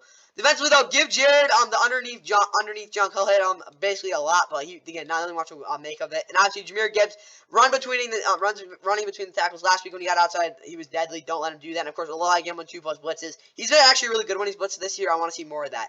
Now let's take the Commanders and Seahawks. Actually, a big bounce back game for both these teams. Why are the Commanders 3-5? Like, what the heck, bro? All right, these Seahawks will host the Commanders in a big game for them. Of course, they got their absolute butts whooped last week in Baltimore. Looking to bounce back like they've been able to do since that bye week, of course. Again, against the Commander squad that, again, they've been competitive this year. I'll give them that. Obviously, they've had their fair share of bad offensive performances. Their offensive line has been terrible. I think Sam Howell's taking like 44 sacks. Something around there. But yeah, this is a big game for them as well. Trying to get back to 500 after, again, they did it a couple weeks ago, but after, again, losing 2 straight, they're looking again. After winning last week and winning, they're trying to get another road win here. The game's again at 4:25 on Fox. Fox with them, NFL Plus SBR in the national window. Now, this isn't the national game, but it kind of is. Looking at it, though, we've got Kevin Kugler, Mark Sanders, and Laura coming on the call, Eastman Radio, Roxy Burstein, and Harry Douglas. Looking at the map, that's not it. That's not it. That is it. It is in blue, and actually a decent amount of country in this game. You got the DC area and also the Northwest. Looking at the it's going to be 50 degrees, and it's going to be raining, and there's going to be a good amount of humidity. So, not great weather, but there's definitely been worse in Seattle. And that's what I got there. Again, these 2 teams played back in 2020. I think it was actually the last time they played. The Seahawks won 2015 in, what is it called? DC. I mean, not DC. In, what is it called? In FedEx Field, of course. That game was a big division leader matchup. Of course, actually, Dwayne Haskins' last full start. So, it's kind of what we got going on there. Obviously, Sam Howell. What is it called? Stuff like that. He'll actually get his first out against Seattle. These 2 teams actually haven't played a lot. So, we'll see what happens in this one. Now let's get the Raven Commander starting lineup. And for the Commanders, Sam Howell, quarterback, Jacoby Brissett, his backup, Brian Robinson Jr. and Antonio Gibson in the backfield, Terry McLaurin, John Dotson, Curtis Sims, questionable receiver, as well as Jameson Crowder being there. Dax Milne, Braden Daniels, Shaq Charles, Ricky Stromberg, and yeah, all those guys are on IR. Across the offensive line, though, you got what is it called? Alex Armour is their fullback. Charles Leno Jr., Chris Paul, Tyler Larson, Sam Cosmi, and Andrew Wiley. James Smith-Williams, KFC2 off the edge with F.A. Ovada. Also there, you have as well Darren Brooks, Deron Payne, my bad, and Jonathan Allen at defensive tackle. For Darren Mathis, what pick was he? That was a terrible throw. Oh, he was for second round pick. I forgot about that. Whatever. Curtis Brooks, David Bada, and Shakatoni, Cody Barrett, Jim Reeves, Troy Apke, and Derek Forrest all on IR. Drew White is out at middle linebacker, so but he's not going to start anyway. You'll see Kaliki Hudson, David Mayo, and Jamie Davis there. Kendall Fuller, Danny Johnson, Emmanuel Forbes, Andrew Jefferson, St. Juice to corner with Percy Butler and Cameron Curl at safety. Joey Slides to kick their punter is Tress away. James Crowder and Terry Gibson returners, both kind of slow. I mean, Anthony Gibson is slow, but James Crowder kind of is. Cameron Cheeseman also is a long snapper. For the Seahawks, Geno Smith, the quarterback, Drew Lock is his backup, Kenneth Walker, Zach Charbonnet in the backfield, DJ Dallas, Kenny McIntosh, both questionable, Deacon Metcalf, Tyler Lockett, JSN, a receiver, Jake Bobo also there, Noah Fant, Will Disley, tight end. Fun fact, Jake Bobo has more touchdowns than Cooper Kupp this year, if you didn't know, so yeah. What is it called? Noah Fant, Will Disley, tight end, Kobe Bergenson is questionable, Nick Valora, fullback, what is it called? Charles Cross, Damian Lewis, Evan Brown, Phil Haynes, Stone Forsythe across the offensive line. Anthony Bradford is out. Abraham Lucas, Mike Morris, Latrell Bumpus, Joshua, whatever this guy's name is, Drake Thomas, Uchenna Nwosu, Kobe Bryant, and Andrew Whitaker all on IR. Brian Moan's also out. Draymond Jones, Jerron Reed, Leonard Williams are all across the offensive line. The defensive line with Boyo Mafe, Darrell Taylor, Frank Clark and Derek Hall all being off the edge. Jordan Brooks is questionable. Devin Bush or Nick Bellore will start. I'm probably going to say it's going to be Devin Bush as well as Bobby Wagner. Devon Witherspoon, Michael Jackson, Trey Brown, and Rick Wallen at corner. Quandre Diggs, Jamal Adams are your safeties with what is called Julian Love also being there. Jason Myers is your kicker. Your punters. Michael Dixon. DJ Dallas is questionable. Dave Bobo, again, could be your punter returner, but again, he is really slow. As well as DJ Ashford is your kicker returner. And your long snapper is Chris Stahl. All right, for the Commanders, 4 plus touchdowns for Sam Howell. That is not going to be something that is, again, very achievable, but I don't think they're going to need to win it for him to win it. 35 plus minutes possession as well. Again, that doesn't really go hand in hand, but again, red zone touchdowns. James Robinson, 10 plus touches on second down. Get him the ball there. He's been very productive there this year, especially in their wins. And Jahan Dotson, 2 plus red zone targets. Get him the football there, especially again on those third down plays where, again, he can run those drag routes and turn those into touchdowns. Defensively, bait Gino on the outside curls. I mean, you look at what happened last time he was at home. He should have had at least 2 pick sixes. Somehow getting some pressure from the edge. I mean, that's not going to be something that would be easy for them, obviously, because they don't really have an edge rusher. But, again, somehow do it. Again, make those guys better. And Jonathan Allen, 50+% pass rush win rate, which is insane. But I also think he's going to need to do that, again, to win this game for this defense. Now let's look at the Seahawks. All right, Seahawks offensively, let's go. Gino going off play action, 50% on third down. Again, that doesn't seem like again, I really think that's something they're going to need to do. Again, they can't just keep dropping back every time on third down and expecting something to happen. You look at last week, that just did not work out. Outside that 50-yard bomb to big play to DK that didn't really get anything going there. The trio all getting 50+ receiving yards. That can't happen. And Ken Walker 120 rushing yards. They got to get their best players the football. That's the best way to do it. Seahawks defense, DJ Jones winning off the line. He's actually been good with this, but again, continue to do this. Will put a lot of pressure on this offensive line to be able, the Commanders to really get downfield and Blackwell for these running backs, because they won't have any big runs if we can continue to do this. Jamal Adams playing in the box. Please just put him back in the box, guys. Your run defense was that bad last week. Just don't have him having to pursue. Just get him there. And Jordan Brooks getting a gap so that Bobby Wagner can figure out how to control the cutbacks in the motions displayed. Again, they're going to run a lot of motions. A lot of it's going to be eye candy, but when they do that, Bobby Wagner's going to be able to diagnose that very easily if he can be able to just worry about the cutback like with Jordan Brooks, just getting that A gap. That's what he needs to do. Jordan Brooks needs to get in a gap, make sure they can't run it there, so Bobby Wagner can cover up those cutback lanes to make sure that no one goes uncovered. Because if that happens, this defense will have a really good showing in this game. Now I'll get to America. Just go. Holy crap! This is. Whoever scheduled this game, I am sorry, you should get fired. Like, holy crap.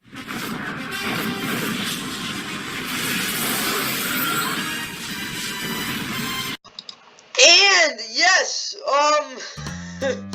holy crap. The line for this game should be worse than that Jags and Broncos game back in 2013.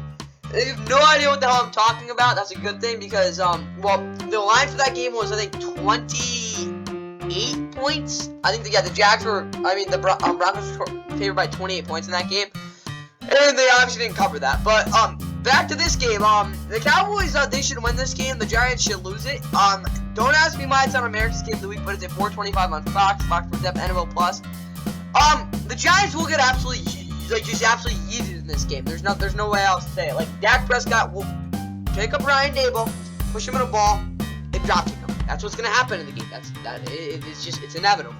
But speaking of that though, announcing it, for whatever reason will be Kevin Burkhardt, Greg Olsen, Aaron Anderson, Tom Rinaldi. Come for the halftime, I guess. They'll probably do some fun stuff again from the Air Force Academy, and obviously the game break show at 4 o'clock will also be there for that. But the actual game itself, this sucks. If you're in any of the area that's getting this game, which is basically the whole country, well, that sucks, because, this game sucks. Time for the Giants starting lineup. Alright, for the Giants, Tommy DeVito at quarterback, Saquon Breida in the backfield, Tyrod Taylor, Daniel Jones, bro, everyone's on IR. Darren Waller, the whole team's on IR, it's so bad. They have, 4 running backs in receiver. That's crazy. Graham Gano's even on IR. Holy crap. But at least they have Darius Slade, Juan Robinson, all those guys are very good. Yeah, definitely. Paris Campbell Jr. is also questionable. Connor Olszewski's on this team. Joshua Corbin and Deion Jackson, again, questionable out. Daniel Bellinger, again, a tight end. Andrew Thomas is back. That's good. Justin Pugh, John Michael Schmitz Sr., as well as Ben Bredeson. Evan Neal's out, as well as Mark Lewinsky. Tyre Phillips is going to start. Honestly, that's kind of a good thing Evan Neal's out. He's been horrible this year. Ashton Robinson, Dexter Lawrence, Jahad Wardar, all of these, Bobby Okereke, Micah McFadden, Adoree Jackson. Bro, where did Kayvon go? What the hell's going on here? Like, actually. Jason Pinnock, Xavier McKinney, Deontay Banks, Cordell Flott, Aaron Robinson is out. Randy Bullock, Jamie Gillen are the kicker and punter. Gunnar Olszewski, Paris Campbell is questionable, and then Casey Olszewski. I'm not gonna lie. I think what is it called? There's really great. Honestly, I think Michigan could be with John Harbaugh. Michigan could beat this Giants team right now. they're so bad. Holy crap. All right, for the Cowboys, Dak quarterback, Cooper Rush is his backup, Coney Pollard, Rico Dowdle in the backfield, David Durden, Peyton Hendershot, Matt Weisenko, and Josh Ball on IR on the offense. But defensively, we got LVE, DeMarvion Overshown, CJ Goodwin, and Trayvon Diggs on IR. What is it called? So, CeeDee Lamb, Brandon Cooks, Michael Gallup, receiver Jalen Tolbert. The returner Cam Turpin's also questionable. Jake Ferguson, Luke Schoonmaker, tight end. Jake Ferguson better not come out, because if he does, I'm not going to be happy again. He's there. Hunter Lubicki is your fullback. Tyron Smith, Tyler Smith, Tyler Biadasz. Zach Martin, Terrence Steele across the offensive line. Again, switching names around here on the left side. What the hell? Well, bro, you can't give up that run. DeMarcus Lawrence, Doran Thompson, Dante Fowler Jr., Sam Williams off the edge with Jonathan Akins and Ozo Odigizua up the up. You know, how many sacks did he have last year? He had 2. Oh, wait. Oh, he had 4 sacks last year. Good job, Sam. Bro, no one knows who you are, but you're actually solid. DeMarco Clark, Marquise Bell, and Micah Parsons are the linebackers. Stephon Gilmore, Jordan Lewis, Noah Benogany, and Durant Bland are the corners. He's been the best corner in the league this year. Malik Hooker, Jaron Kearse are the safeties. Brandon Aubrey is your kicker. Your punters, Brian Anger. Again, Kamada Turbin's questionable, and Trent Siege, your long snapper. Giants offensively, it's a tank bowl. Let's go. I mean, Saquon and garbage time numbers are good, but outside of that, you guys better get down by 40. Giants defense, don't give up 40 points. I'm actually saying something because, I mean, like, they might actually have a shot with this defense, but, yeah, don't give up 40 points. And make Tony P break tackles behind the line of scrimmage because, again, you do that, you make them work for something. Don't give them a ton of big yardage. That's what I got for this offense. Now let's look at the Cowboys. All right, as you can see, I'm doing special for the Cowboys. Okay, carry Dak from one end zone to the other on a new play that'll take over the league. Yeah, the QB carry. Okay, so you know how they're, like, again, the brotherly shove is awesome and all, but, like, guys, the QB carry is where it's at. Like, come on, let's go. Like, it's a lot of tight ends, but, like, let's actually get Dak running the QB carry. Basically, tight ends, you pick up Dak, like, you, like, cradle him, and then you carry him to the end zone the other way. One way to the other. They got to do that. But defensively, I swear if Saquon breaks one on Dan Quinn's going to, do something, do his own type of breaking. Yeah. Again, they don't want any big Saquon runs is something that you just can't give it up because, again, he's literally their whole offense. So if he does something, there's something wrong. Okay, now let's get to Sunday Night Football. Oh yeah, let's go Jets and Raiders, guys. What a good game. I doubt you'd imagine that Aaron Rodgers wasn't in this game because it was all on Aaron Rodgers, or this game would have sucked, and it does.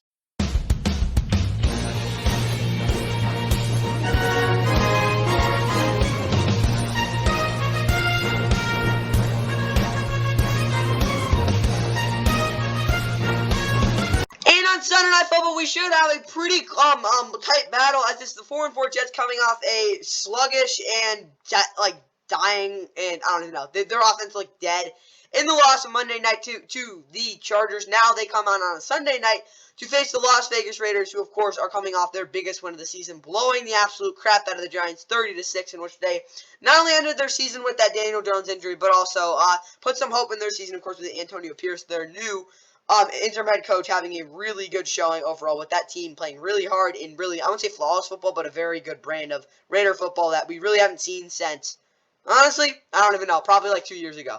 But either way, it's, as always, it's on 8:20 on NBC Universo, Peacock in the main streaming service, but I mean, if you have it, most people will be getting this game.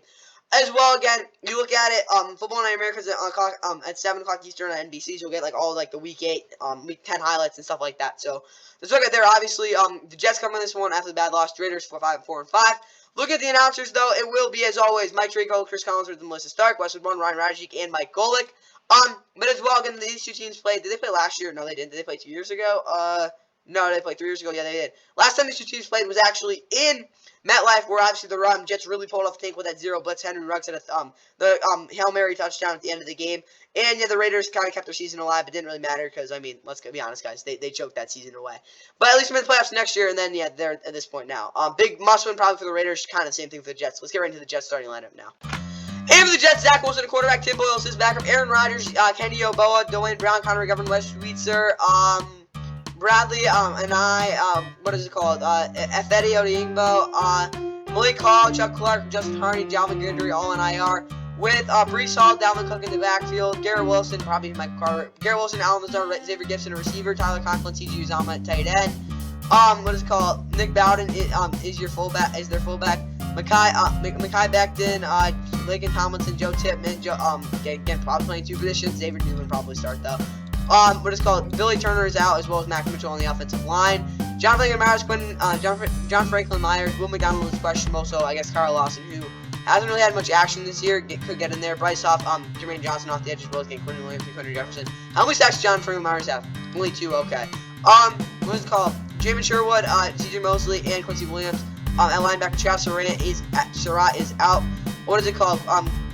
Sauce Gardner, Michael Carter, Brandon Echols, DJ Reader are the corners with Tony Adams and Jordan Whitehead at safety. Greg Zuerlein is their kicker. Their punter is Thomas Morrison. Xavier Gibson's returner. Thomas Hennessy's a long snap. And for the Raiders, Aiden O'Connell, quarterback. Jimmy Garoppolo is his backup. Josh Jacobs, Amir Abdul in the backfield with what is it called? Devontae Adams, Jacoby Myers, Trey Tucker, receiver, Michael Mayer, and Austin Hooper at tight end. Jakob Johnson is questionable. Colton Miller is doubtful. Justin Hron behind him. Dylan Parham, Andre James, Greg Van Roy, and Thayer Mumford Jr. across the offensive line. Dolan Wagner, Kene Magalo, whatever that is. Darian Butler, Brendan Face, and Ryder Teamer all on IR. Max Crosby, Malcolm Kuz, Malik Reed, and Tyree Wilson off the edge with Jerry Tillery and Bilal Nichols at defensive tackle. Devon Diablo, Robert Spillane, Isaac Rochelle are the linebackers. Nate Hobbs, Corian Bennett. Marcus Peters is questionable. Amik Robertson behind him at corner. Marcus Epps and Trayvon Morgan are the safeties. Daniel Carlson is your kicker. Your punter is A.J. Cole. DeAndre Carter is your returner. And Jacob Bobenmoyer is your long snapper. Alright, Jets, offensively, I'm going to ask I just really don't know, to be completely honest. I do think pushing down the ball downfield sometimes with, like, actual purpose to the outside, like, actually, again, accurate deep balls from Zach Wilson could spark this offense, and obviously give the ball to Breece Hall a lot, because, again, he actually has been productive. Defensively, Quinn Williams, 2+ sacks, again, getting big pressure, again, you're using some of those new moves he's been using. I mean, again, I like the quick hands, but, bro, you can at least try to sell it a little better. And obviously, DJ and Sauce getting 2+ picks, which sounds crazy, but honestly, I think they could do that. I think they actually could. And obviously, Sauce on Devontae Adams is probably the matchup to watch tonight. And Quincy Williams, 7+ tackles with a sub-60 rating allowed. Again, he's been one of the best linebackers in the league. Continue to do that, bro, because I know you can. Now, obviously, let's go get over to the Raiders to wrap this thing up. And wrapping up the Week 10 NFL Sunday preview, obviously, we'll get into this Raiders offense. More jet sweeps under 2.5 per drop for what is called Aiden O'Connell. Well, that's just, yeah. So, basically, I get more jet sweeps again with the Jacoby Myers touchdown last week. But I can think, again, Aiden O'Connell getting the ball out quick will prevent this team from getting, again, any really long third down situations, which obviously gives them a chance, having a chance to have some good drives. Devontae, 6+ targets in the first half, getting the football a lot. Again, maybe not as much in the second half because they will probably start to double him, but I think that's where you have a chance to get them the football. And as well, Josh Jacobs, 20+ carries. He looked really good last week. Defensively, though, Max Crosby picking up Zach Wilson. We'll actually talk about this in a second. No, never mind. Okay, Max Crosby picking up Zach Wilson, using him as a puck to dish the ball to Marcus Peters for another touchdown. So basically, this is what Max Crosby is. He's going to pick up Zach Wilson. Zach Wilson's just going to tell him to put him down. He's going to throw it to Marcus Peters, who's going to catch it in the end zone for a touchdown. So yeah, and wouldn't that be a touchdown though? Because yeah, Zach Wilson, that'd be a safety, right? I mean, he caught him, so I don't know. That's what I got. So I got for the NFL Week 10 Sunday preview, guys. Hope you guys enjoy. Hope you guys enjoy all the games, and yeah, hope you guys enjoy actually the last international game of the year. Some funky stuff should happen, and yeah, see you in the recap for tomorrow. Field 4-man rush, and that is intercepted. It's the Marcus Lawrence down the sideline. He goes, and look at that, into the end zone. Boy, I tell you, if it's not Diggs, it's not Parsons, it's not Gregory, don't forget about that guy, DeMarcus Lawrence with the touchdown. This is one of the plays of the year right here. You're not going to believe this. A little inside move.